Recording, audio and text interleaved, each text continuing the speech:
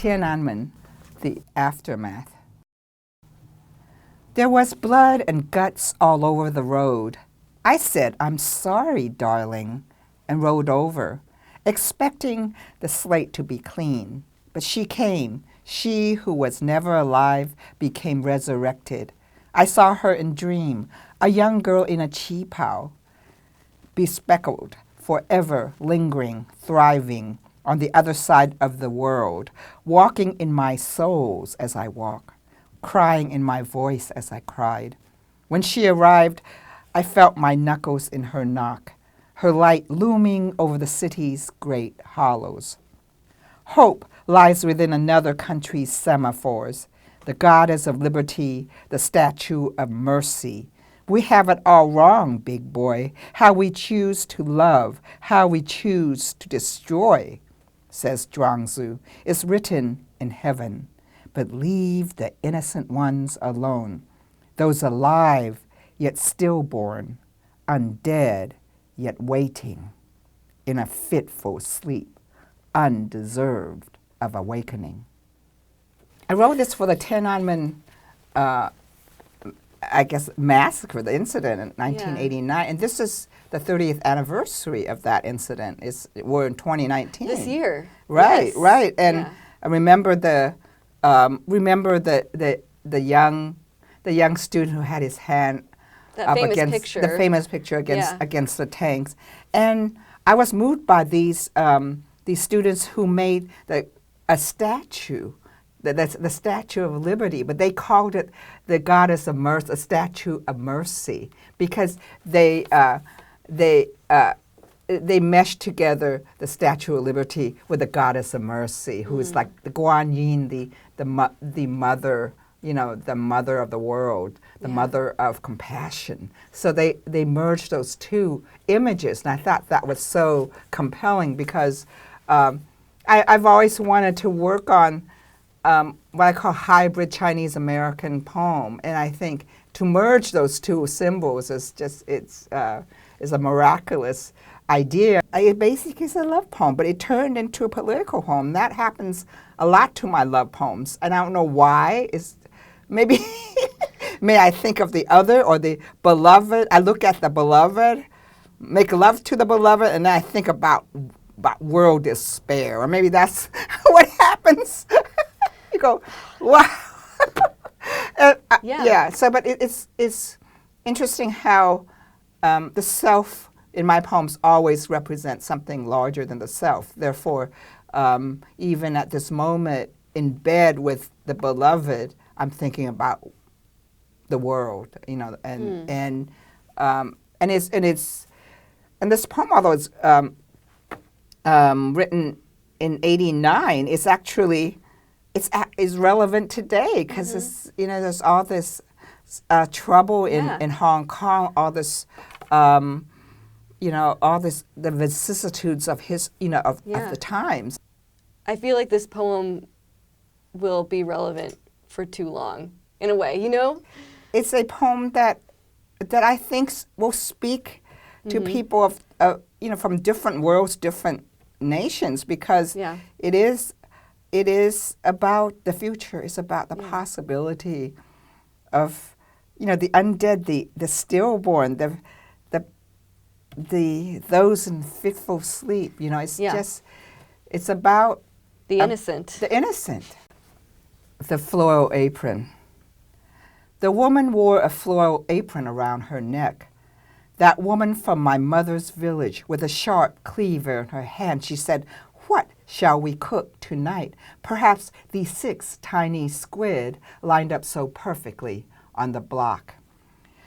She wiped her hand on the apron, pierced the blade into the first. There was no resistance, no blood, only a cartilage, soft as a child's nose. An iota, alas, iota of ink, made us wince. Suddenly, the aroma of ginger and scallion fogged our senses, and we absolved her for that last moment's barbarism. Then she, an elder of the tribe, without formal headdress, without elegance, deigned to teach the younger about the Asian plight.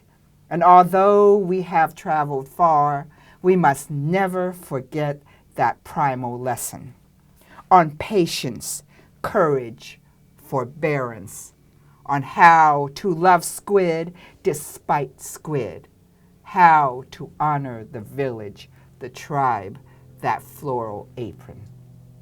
The BBC selected it in 2012 to represent Hong Kong in the London Olympic. And I emailed them, I said, but I am a citizen of the United States. And they said, oh, that's all right, you can still represent Hong Kong. So I was really moved by that. Yeah, a lot of people like this poem, students and teachers, and they often have this problem with the squid, you know. Oh, I love the squid. I know. The squid is about sacrifice. Yeah, those lines are my favorite part of the poem. There was no resistance, no blood, only cartilage, soft as a child's nose. A last iota of ink made us wince. Just that connection between the child and the squid and the touch of violence there. Yeah, yeah.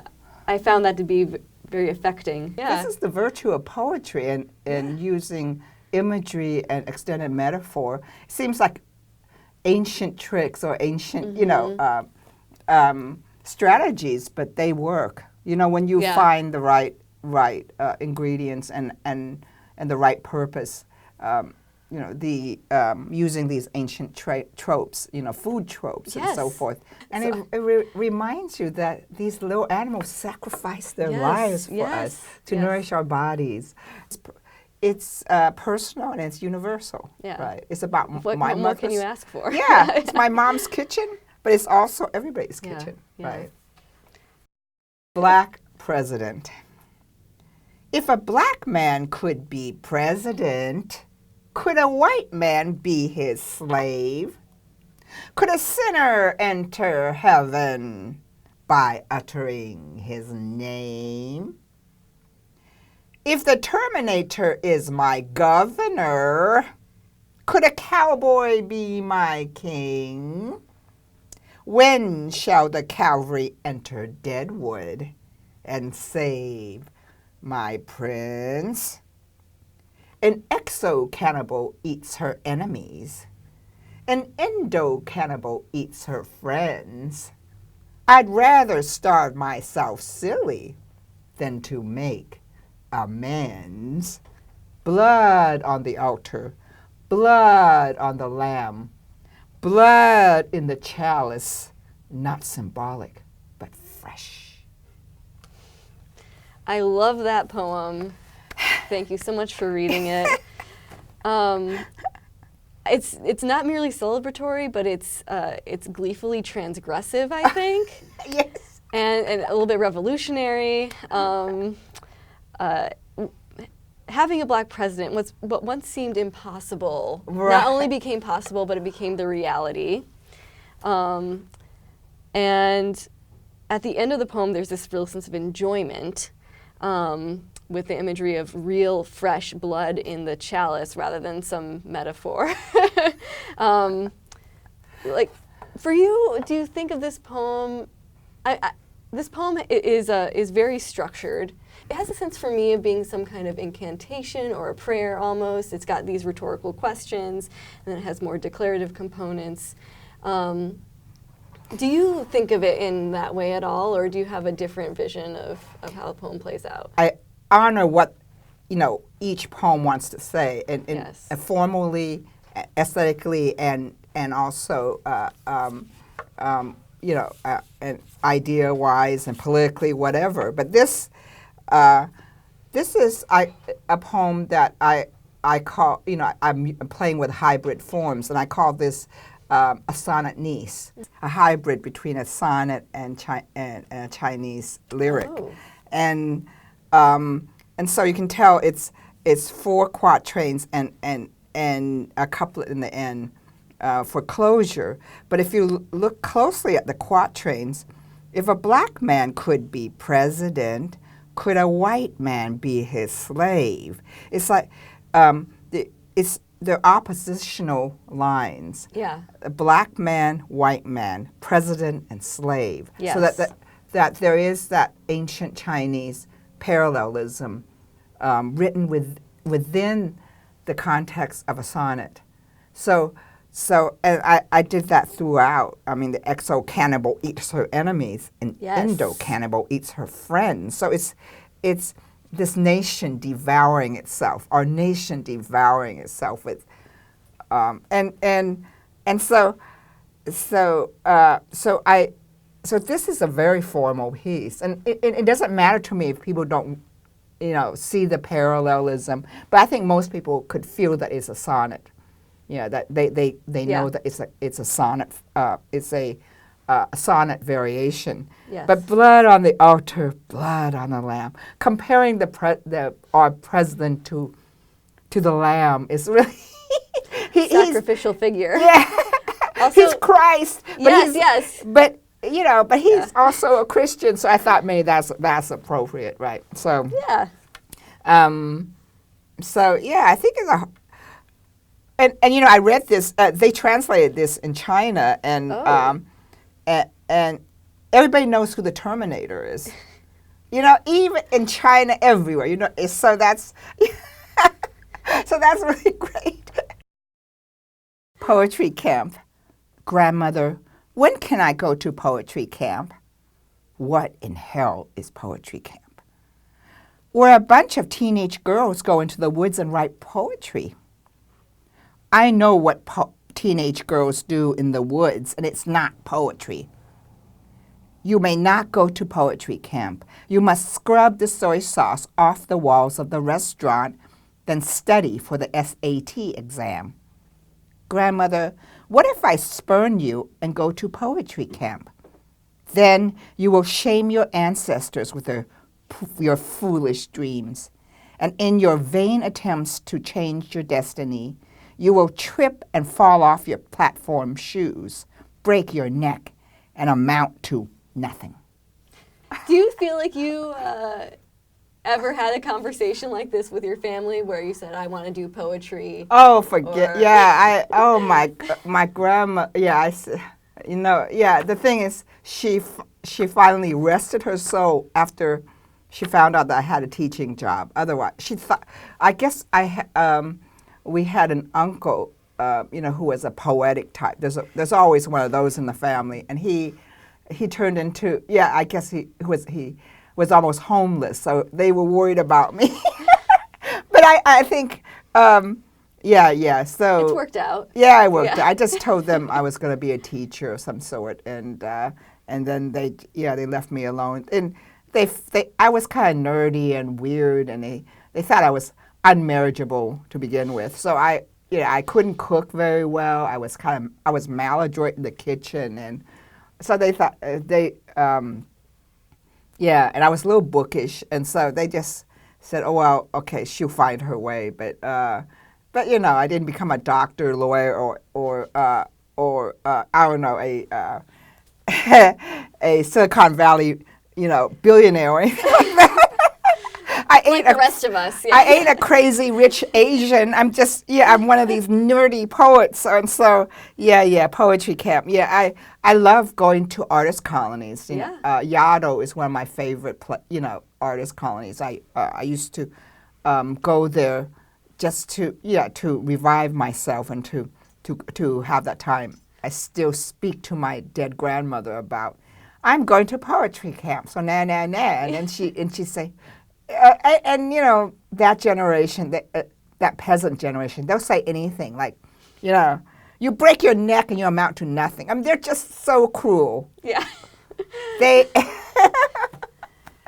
But they have a way of just slapping you down, and it's child abuse. I'm certain of it.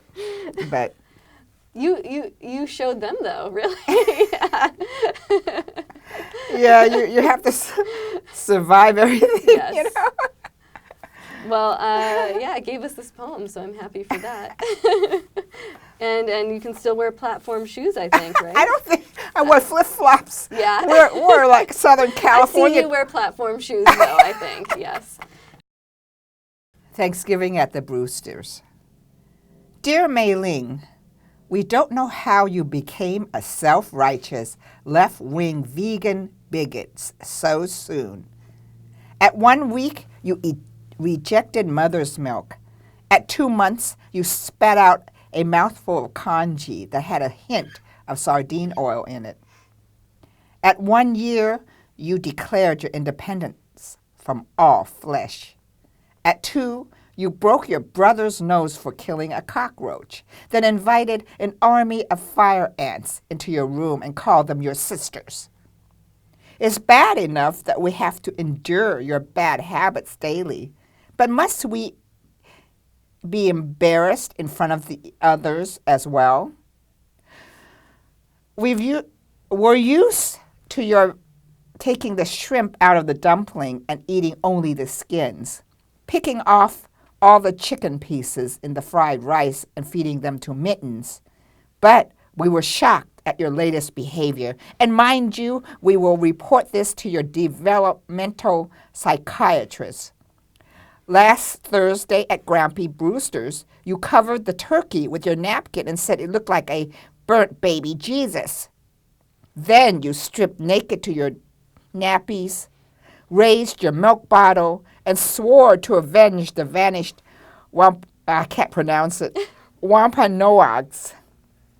I hope you're satisfied now, young lady, for ruining a perfect family Thanksgiving.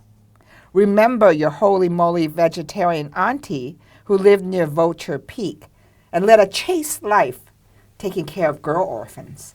Did she die of spiritual old age? No. She was hit by a bus during a peace rally in Lhasa and died of a brain hemorrhage.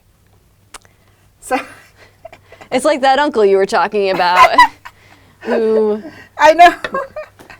Yeah, it's was a bit poetic.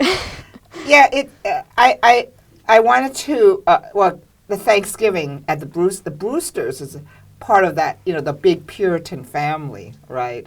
And so obviously somehow Mei Ling in this poem is related to Uncle Brewster, and we're all related to those Puritans, right? And we can't escape them, it seems.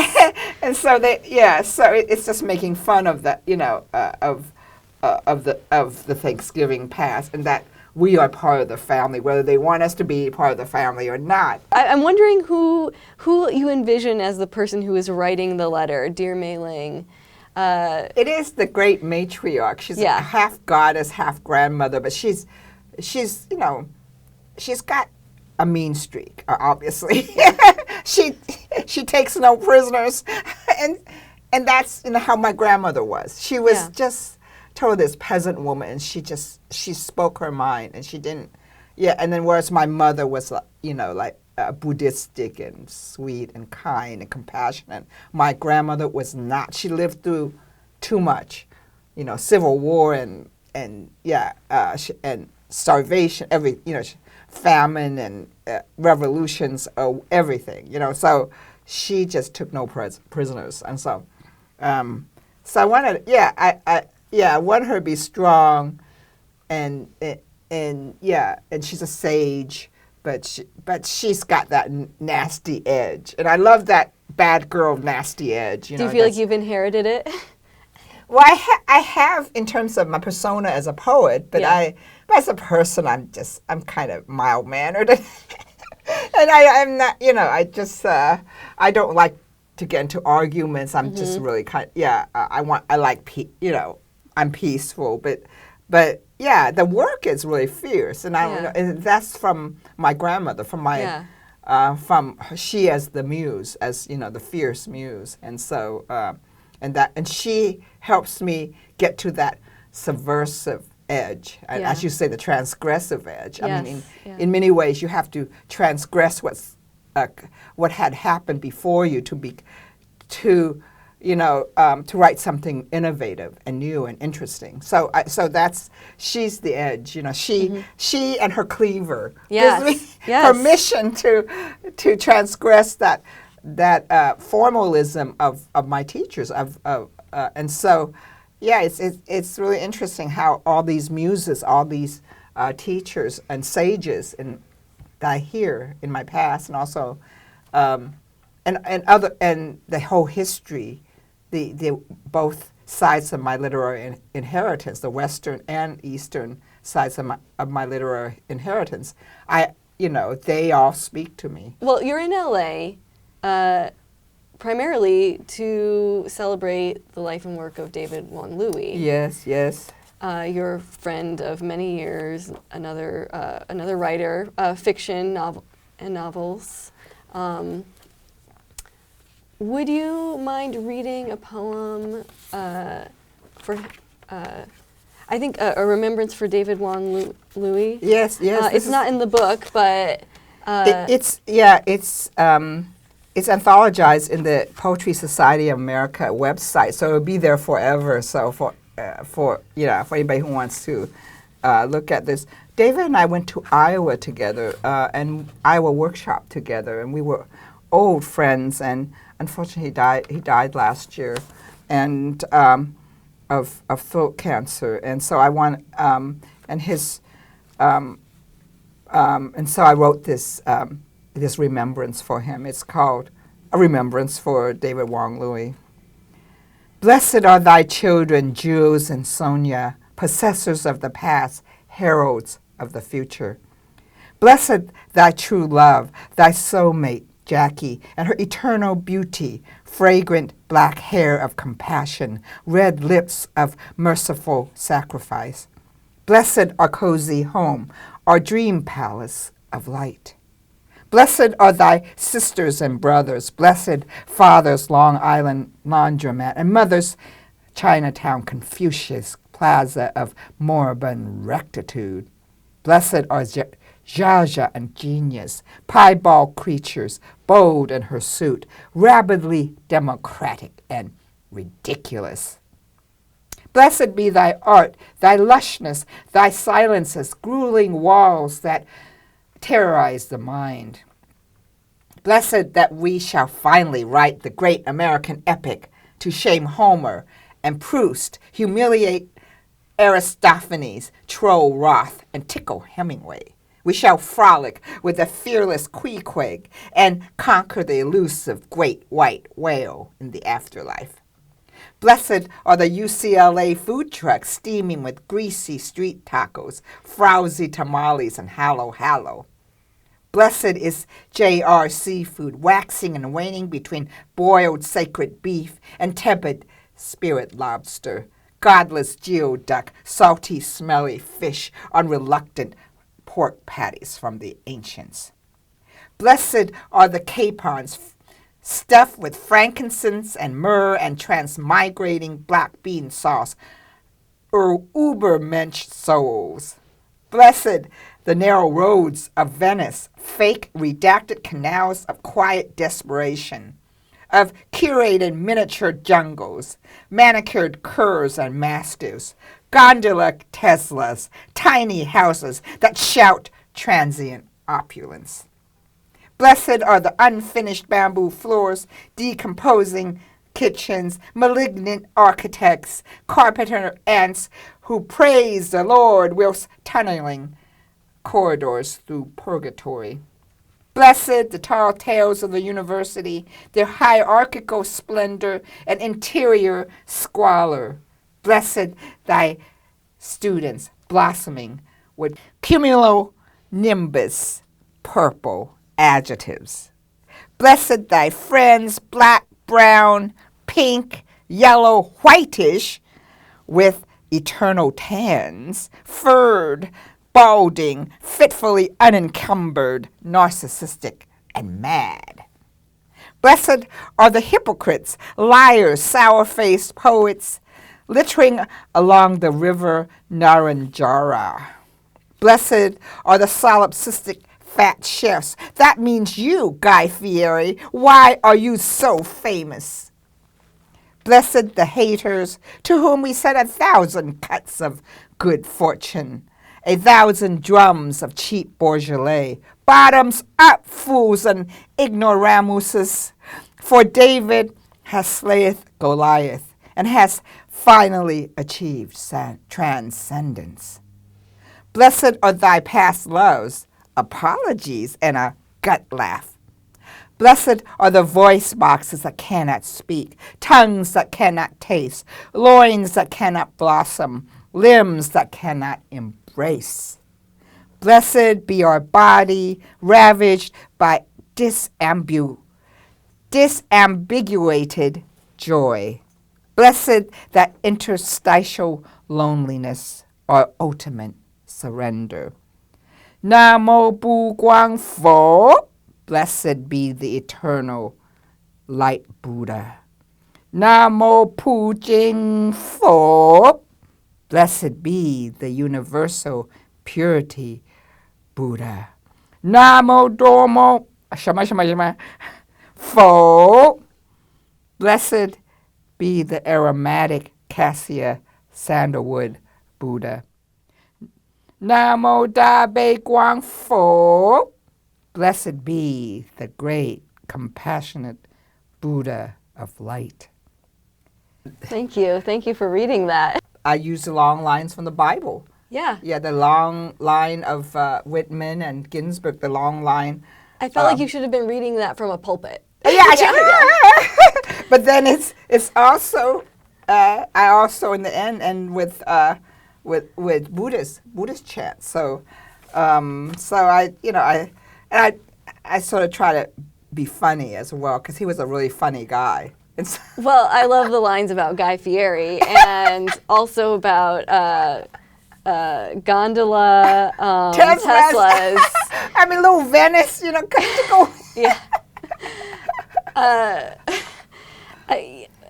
So you were in Iowa together. Yes, yeah. And obviously you remained friends and kept in touch until his death, presumably. Right. But I didn't see him that much, but we were somewhat, soul cousins.